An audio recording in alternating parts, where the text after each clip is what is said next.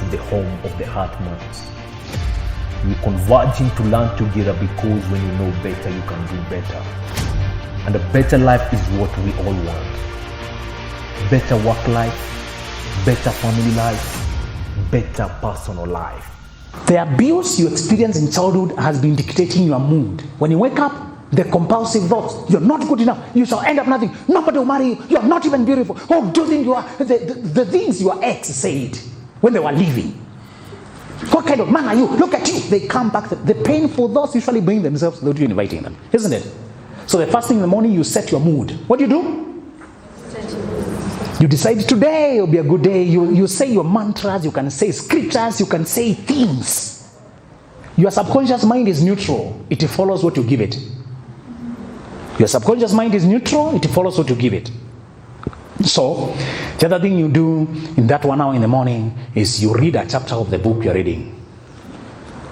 We have some of the books here that I've been wishing I had them. Today we are launching this one called Healing. This is one of the books I suggest everybody should have for yourself and for a friend you love. I wish I had this book.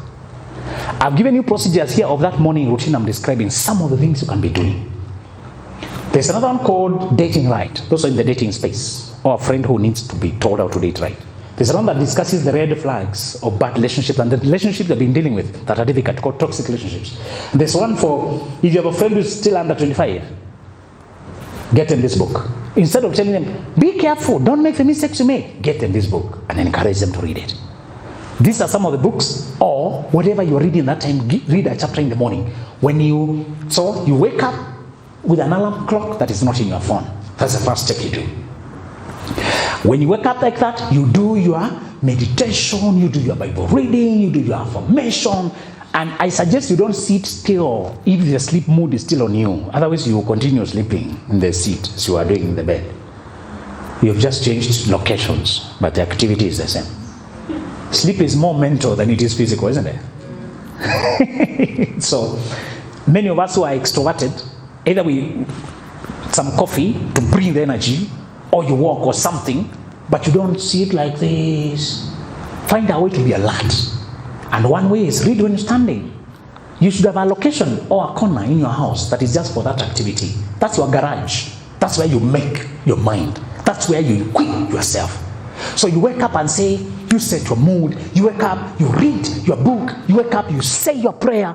By the time you do these things, you're reading the book, taking the notes, 1 hour will have gone. Now, you can go to the procedures of your day now. Check whether the person replied yesterday, whether they looked for you. Check the updates. The phone has many compartments. Go to the compartment of planning your day. Don't go to the compartment of entertainment and memes and all that. And then the University on Wheels, what you're playing. When you get to the car, when you get out, you continue playing it. The videos, the education, the podcasts. America is very generous with free information. In terms of psychologists and all that, the Western world is generous. So they teach you for free. Get those podcasts. Get teachers who encourage you, who inspire you. Play them. And get those mantras, the statements. One of the statements that built me for my teachers was, I am coming from behind. I cannot afford another loss, because you had suffered a lot of setbacks from where I came from. So, all right, you undress the wood, you address it. When you're addressing it, I've given you several methods. One of them is University on Wheels. Get information that disagrees with the conclusions you are given. In the morning, set your mood so that the pain, the trauma, the insults are not setting your mood. You're setting it. I'll be confident. I'm beautiful. Today it's a good day. Today I can't lose. I will either win or learn. You decide how the day will go. Are we together? The last thing is you redress the wound. When you redress the wound, you are actually closing it. That is another language for redressing is closure. Closure. Closure is when you say, from now on, this will no longer be a matter in my life.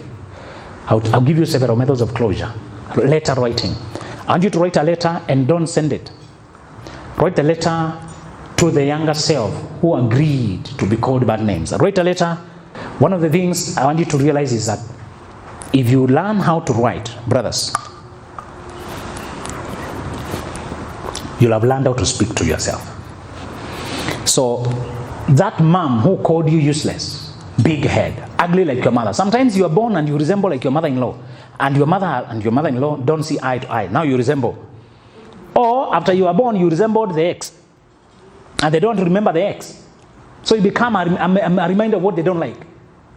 Let me tell you something. When you get a child, go for therapy to learn to separate them from the events that were going on in your life when you got them. Otherwise, you will transfer the pain.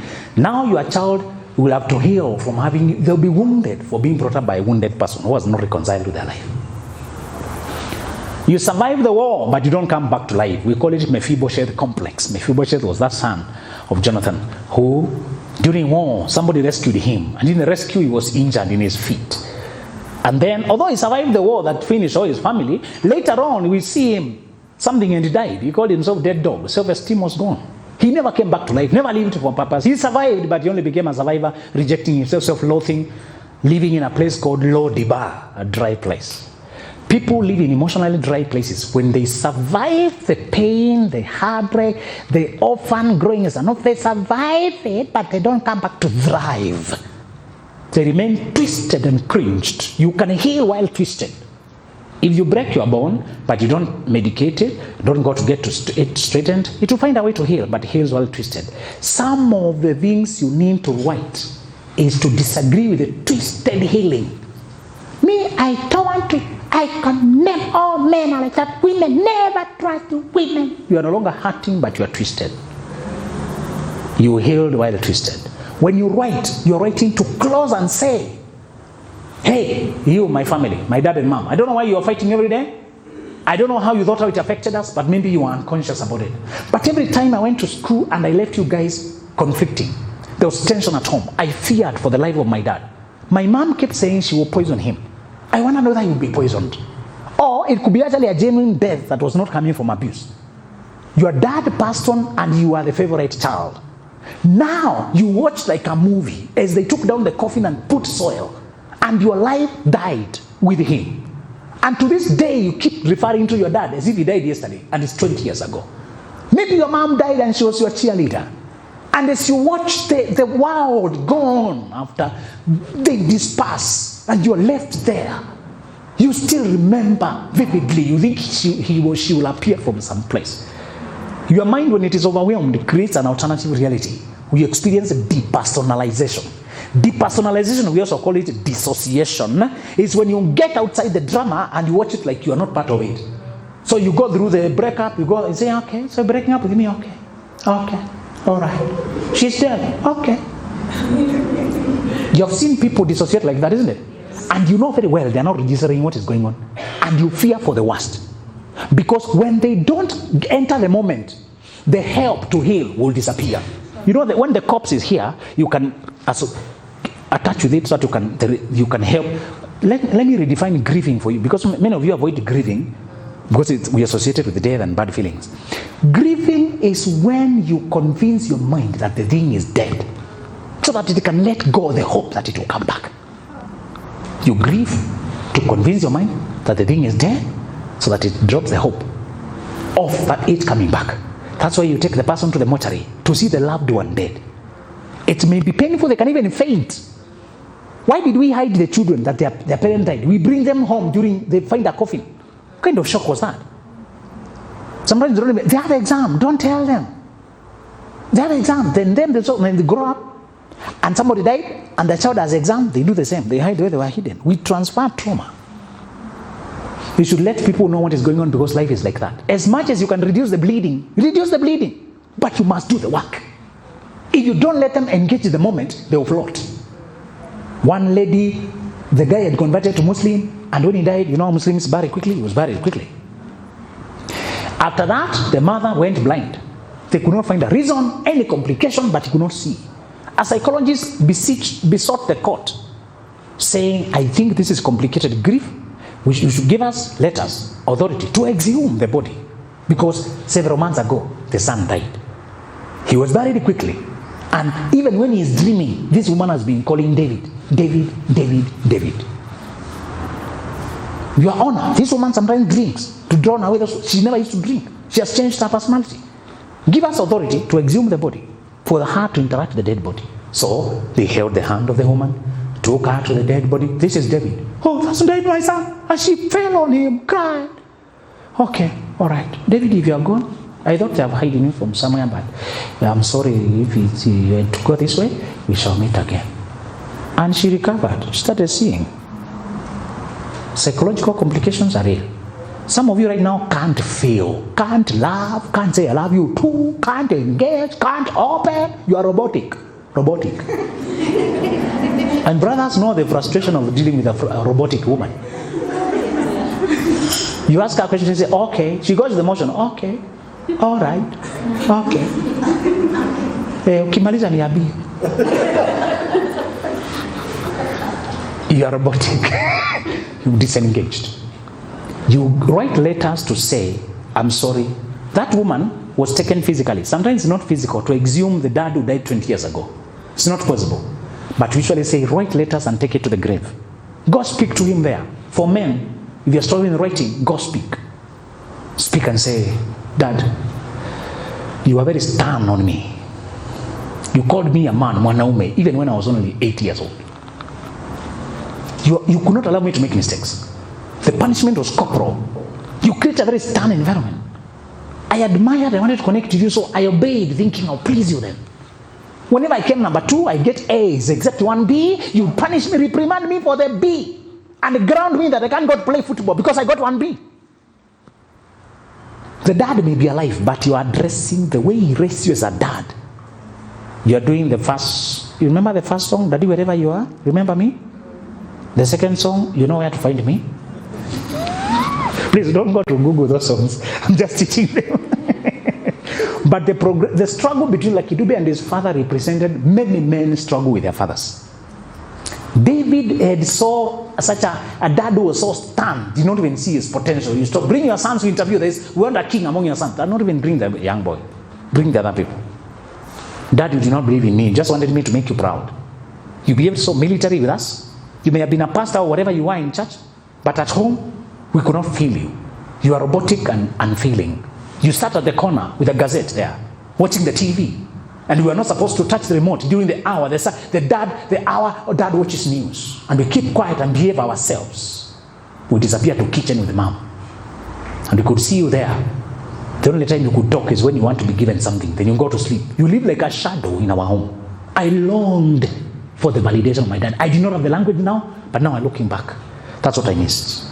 You never told me whether I'm capable, never told me that you're proud of me. You behaved like you could not even see me. But our sister was named after your mother. You're very dirty. You would eat food and retain a little food. You remember that habit by our parents? They eat food on a bakisha kadogo, they give the child they like. They move around, they bring a very beautiful pencil. You remember, I don't know whether they decorate pencils anymore, but those days pencils were decorated. With cartoons. So the most beautiful one, you know the many colors, eh?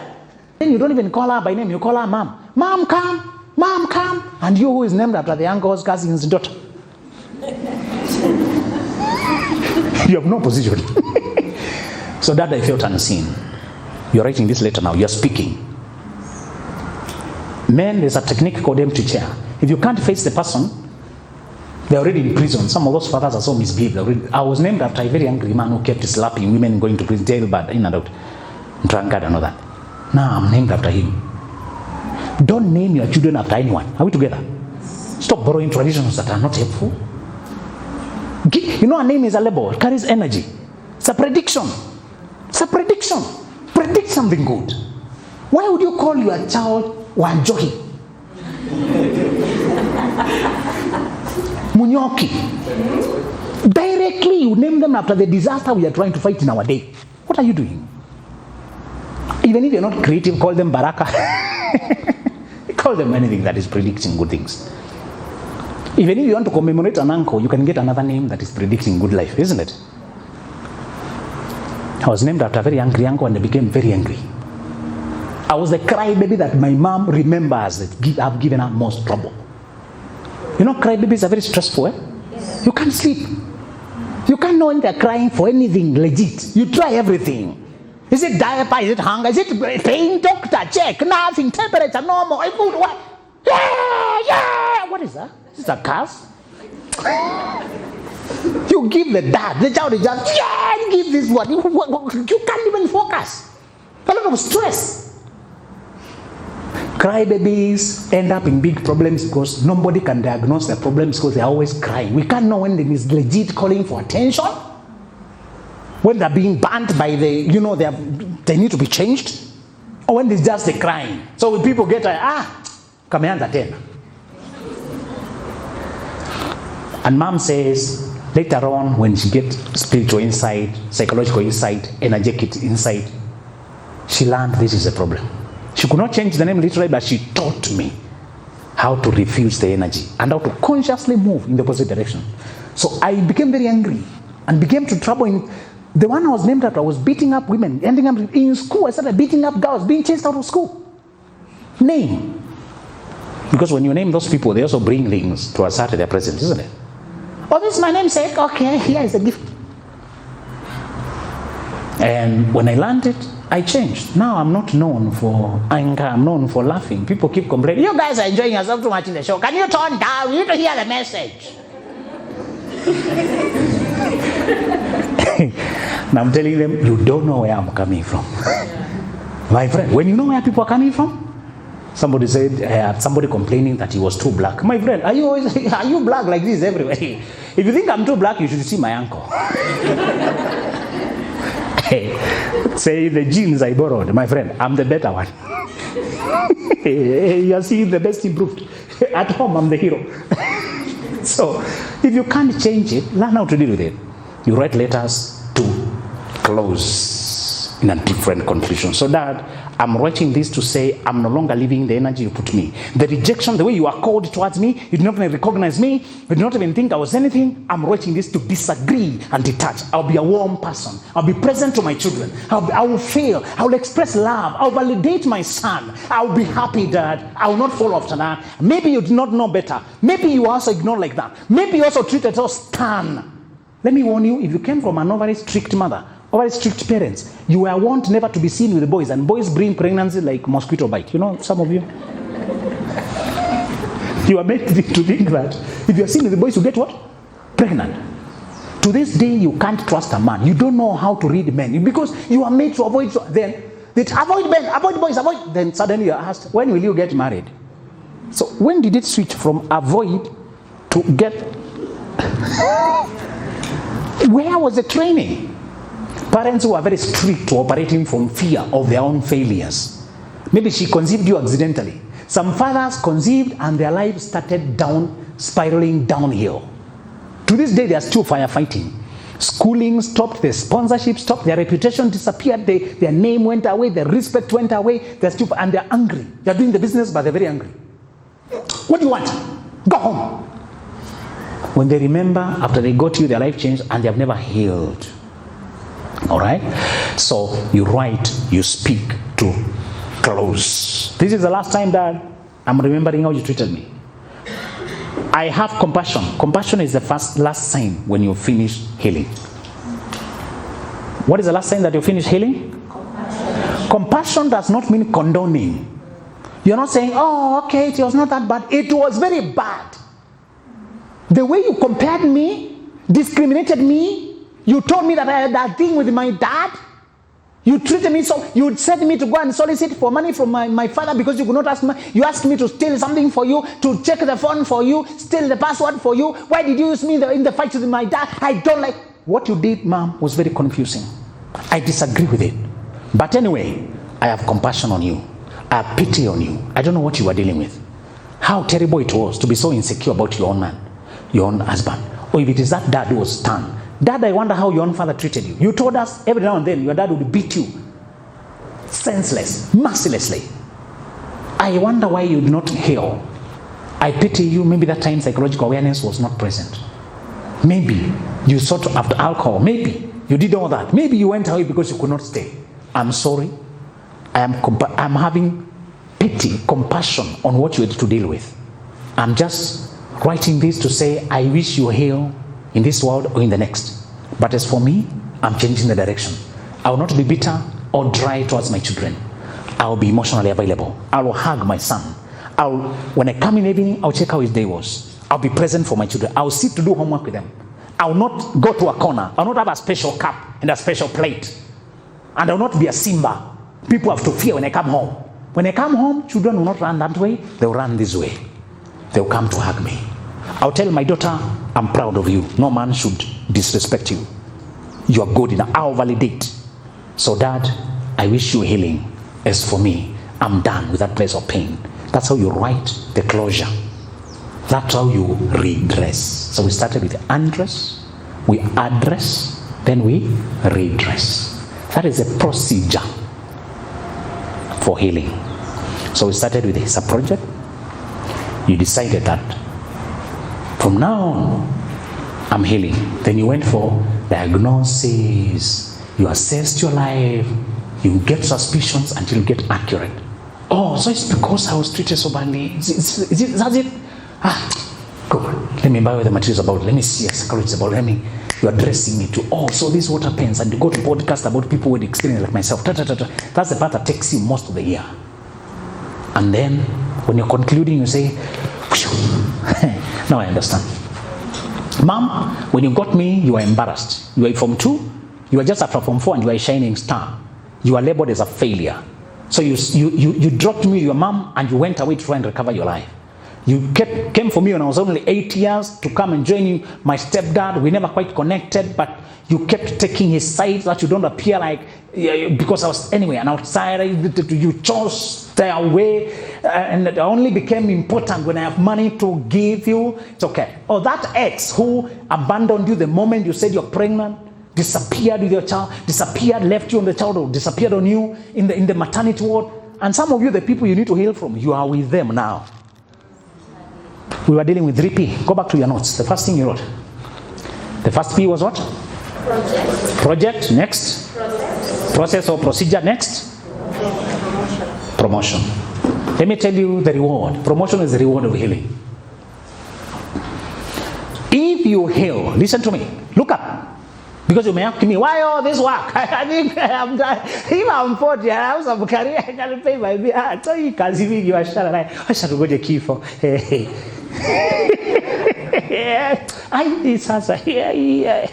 You know, sometimes they check, there's a bullet lodged in the body or a thorn or something. And they say, it is more risky to remove it than to leave it there. So let's just, you know. The promotion, the reward for healing is that now you enter your best life. That is the first thing. You can love, you can rest, you can sleep, you can enjoy food. And the 4 signs that you know you've entered your promotion. Many of you are thinking a lot of money. Money is the least thing, is the least reward in healing, imagine. Many of us here already have the money. We not have all the money, but we don't borrow things. We can buy what we want, isn't it? You know what? We can pay this conference. Listen, you will know you've entered the promotion, the real life, when you can connect with the 4 spaces in your life. The first space is water. You can be in water and you feel flow. Water talks to flow and the depth. Our Lord would teach by the Sea of Tiberias, sitting by the boat. Water has flow and depth. You will know you've come to who you are when you can just go to 14 Falls, to some place, to a water, to a swimming pool, not just to swim, to just sit there and connect with the ambience. That's when you know you're connecting with your essence. Water speaks to what? Depth and flow. The next space is air. You will know you have come to who you are when you can feel air, the breeze. And one way to experience air is to fly, and you're above the clouds. Our Lord would go to the Mount of Olives long while before dawn. He went up in the air, Mount of Olives. You fly up there. By the way, one of the experiments I want you to try in your healing is to fly without any business thing. Just go for holiday in Kisumu. When you're above the clouds, sit by the window and watch the transcendent feeling that usually the clouds are above you. Now you're above the clouds. Especially try morning flight. I realize clouds do their morning assembly in the morning. You arrive there, you realize it's like they were doing some solemn parade. And then the sun is peering through. Some clouds are tall. It's like they are dressing. You know, the school prefect are dressing. The clouds are dressing the assembly. And then you see, it's so magnificent in the morning, especially in our climate where the clouds have this layer and then you peer up there. It is so transcendent. So air gives you transcendence, gives you freshness, gives you life. You breathe. Another way is to go to the woods. When you go to the woods, the air there is fresh. Go to a Arboretum, go to some garden. Go to flower garden, flowers. Flowers have a purity and a cleanliness that is almost divine. You will know you are healing when you can enjoy butterfly. Some of you have never enjoyed a simple thing like a butterfly. People bring you flowers and say, hey, mimi nataka pesa, maua pelekea nyuki. And you can enjoy the simpler things of life. Okay, not everybody likes flowers, but you should have some beautiful things you like. Ornaments, grass, and for brothers, even if it's a car that gives you a feeling of transcendence, something, but most likely it's the natural things. I don't want you to be addicted to gadgets. If you have been to Kisumu Airport, when flights are approaching, they usually come between two mountains. It appears like they're between a hill. You've seen that? The airport in Kisumu is such that the aircraft approaches between two, it's like in an escarpment. So it's so transcendent. Just even if you Google just how they approach Kisumu Airport, when you are in the Kisumu Airport and you see them coming, it's so elevating because it's coming very, especially the good aircraft. Some of them, this Cessna, the ones that is like that bird in the, there's a fly that lodges in your mabati. No, so the Cessna, there's another Cessna that sounds, I'm not talking about that. Talking about the respectable aircrafts. Like the KQ especially. When they invented the jet, they were looking for the majesty of flight. So these ones that are using a propeller don't have the majesty. The majesty is that of quiet, slowly. When you land in Kisumu, you don't feel it. Because you descend so slowly, as opposed to Mombasa where you're like falling. Oh my God! Then you arrive. Then the humidity changes, the pressure changes, you start yawning, doing theatrics. Kisumu is very peaceful. One day fly to Kisumu. And then check as other aircrafts come. Why did they invent the waving bay? For you to have an emotional experience with your loved ones who are waving goodbye. To wave in the sky. Air. You know you are living your life when you can enjoy the ambience of life. Paul Kalanithi, a doctor who unfortunately wrote a biography when he was dying. The book is called When Breath Becomes Air. I just want you to read the sad books so that you stop taking life for granted. Paul Kalanithi, when breath becomes air. The air in front of you is life. When people die, they breathe their last. When God gave us life, He breathed. There's something about air and you. Practice connecting the air. The third element I want you to connect to is earth. Earth. Sometimes remove your shoes. Don't get addicted to your shoes. Walk on the grass. Feel soil. When rain comes, those who are intuitive, there's a personality called intuitive. Intuitive people connect with the smell of wet soil. And it's so therapeutic. Others connect with the smell of books. They go to the library. Oh my. My wife does not relate to that. Me, I relate with it so much. She's observant. Observant people are in touch with the present moment. Intuitive people are in touch with the next moment. So observant are the now, intuitive are the next. So I enjoy imagining possibility. Daydreaming. Daydreaming is okay, but as long as you don't stay there too long. You keep being you come back, we were discussing this. But I came back with new ideas. Earth.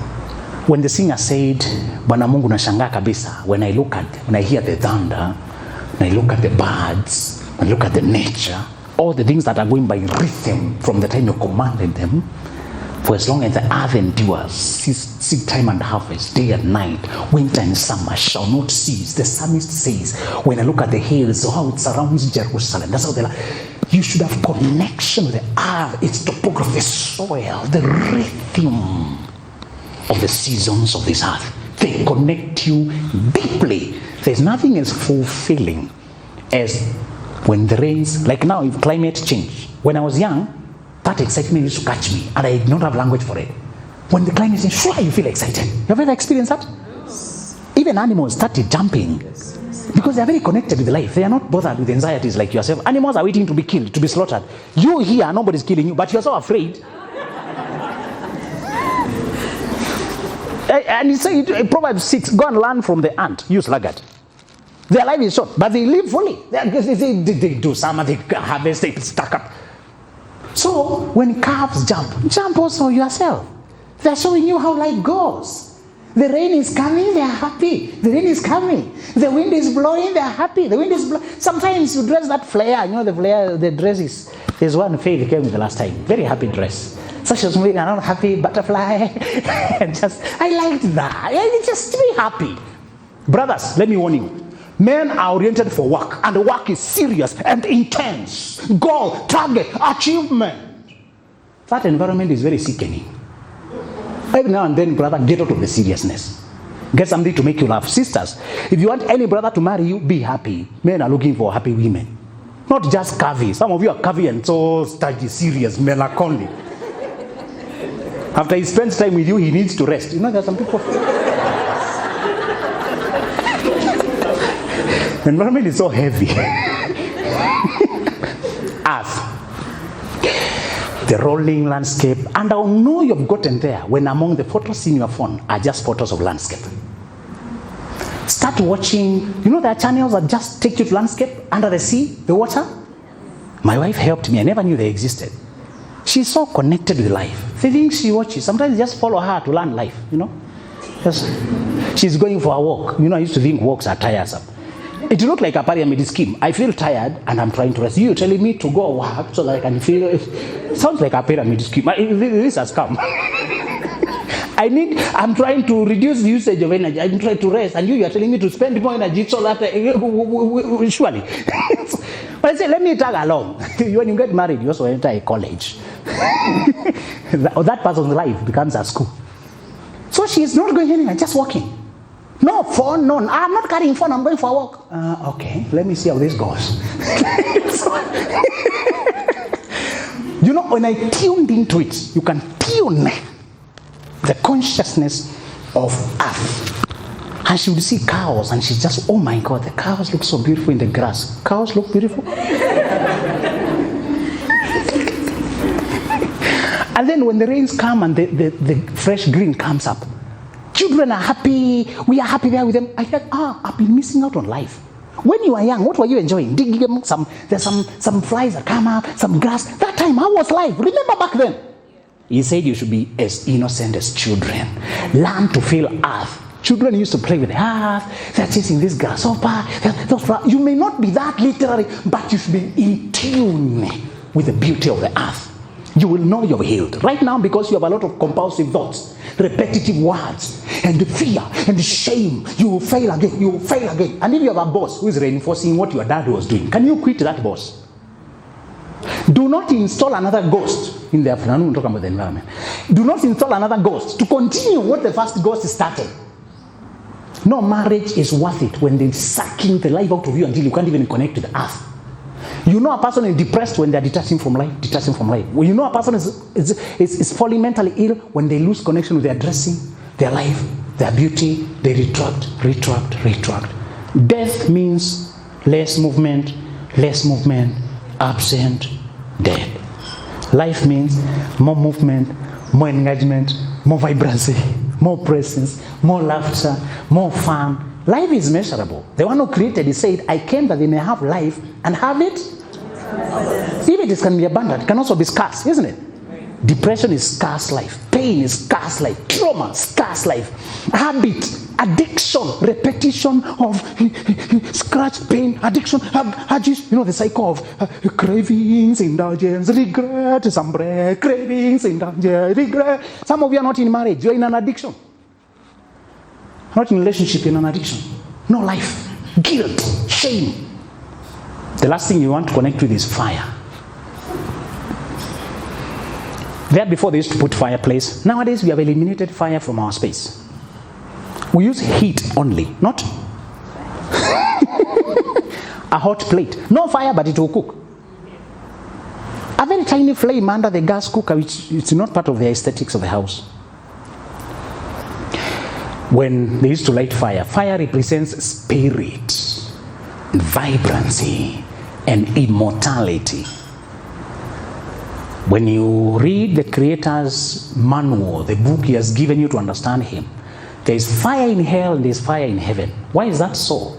Ezekiel describing the throne full of fire and flames and thunderstorm. And the same fire he describes as punishing those who are away from the palace rebelled. The thing is, because when he was talking to some guys that they did not recognize him, but he said, he talked, we felt our hearts burn. Fire. Fire means intensity. Many of you have never found what gives you intensity. I want you to practice. You may not light the fire itself, but I want you to bring the concept of flame, spark, energy, intensity.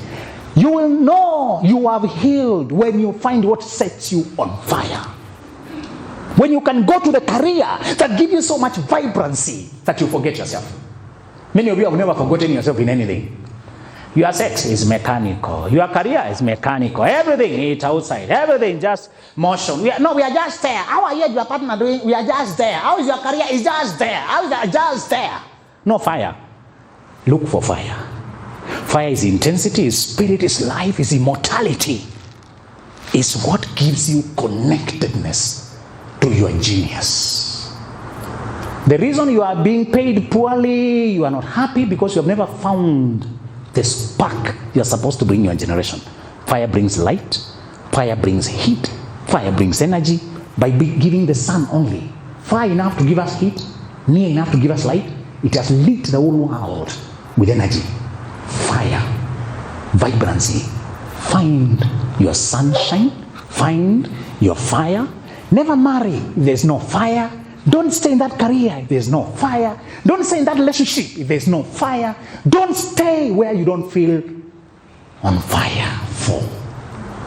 Let me repeat. The promotion, the reward of healing is life. Where life is anchored, illustrated by 4 elements. You connect with water, depth, and flow.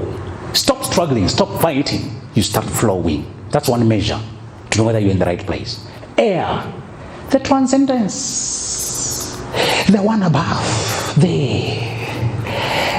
You reverse the fate of always being below. Sometimes you climb above the skies, you climb the mountain, go mountain hiking, go climb. Get the height where you see things. The bird's eye view of your life, of your world. New breeze. Go to the woods, feel the wind. You feel another life fulfilling. Earth, the terrain, the wet soil, the vegetation, the rolling. And the last sign is fire. Fire is what gives you intensity, connectedness, essence, genius. In the afternoon, the final reward, in case I forget to mention it, after I tell you about the environment, the reason you change your environment is to protect your essence, your life, your joy, your happiness, your intensity. It's to protect your vibrancy, you. When you heal, you are reclaiming you. I'm done. Thank you so much. This is the Benjamin Zulu Global. Welcome our viewers from all over the world to the home of the Heart Months. We're converging to learn together, because when you know better, you can do better. And a better life is what we all want. Better work life,